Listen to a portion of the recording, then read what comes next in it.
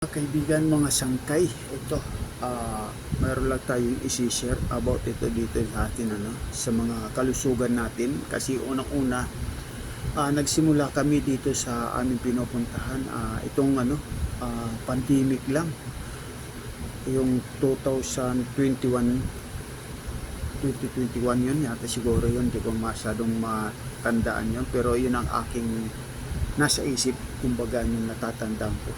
2021 kasi pag lipas ng taon 2022 na, di ba? So ngayon itong aking i-share sa inyo mga sangkay, mga kaibigan, about dito sa ating mga kalusugan. Kasi una-una itong ating pinupuntahan dyan, na siya, 8 years na sa company niya.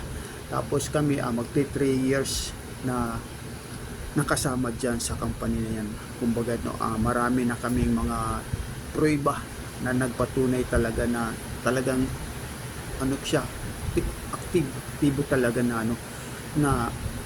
marami talagang matutungan. Ito kasi kumbaga kasi ang sabi nga ng iba, ito hindi namin pinapakita mga simpemonya nila, mga kinikwento nila na So ngayon gagawa ako ng mga na may makuha ng kudi sila para may share para kayo ay maniwala. Pero ako sinasabi ko sa inyo, kung maniniwala kayo doon sa sinabi ko, 100% talagang totoo ang sinasabi ko, talagang na siya talagang totoo, nagpapatunay talaga na mayroon talagang prueba. Kasi kung talagang kasi ang nangyayari kasi una-una sa mga sabi-sabi lang natin hindi tayo naniniwala, mas maganda kayo na mismo ang makapunta.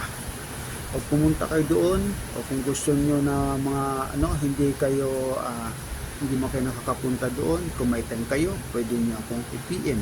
PM lang nyo ako para kayo ko'y matulungan na at masamahan ko kayo na makarating kayo doon sa pupuntahan natin. Ang mga hindi nakakalam, ang location natin dito lang sa may Quezon Hub. Unhan lang ng DILG. Kung makikita nyo yung Manaling Corporation, yan lang siya dyan. Yan ang ating opisina. Talagang marami kayong talagang natututunan. So sana mga sangkay, itong aking isinare, ang ating company at 8 years na. So ngayon kami magpo 4 years na, magpo 4 years na pupunta na dyan.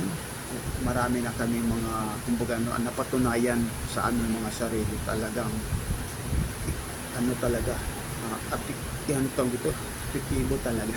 Ayan, basta makinig lang kayo, wala mawawala, magiging healthy kayo. Maraming salamat po. Sana itong aking sinel sa inyo na nakatulong. Bye bye. Ayan.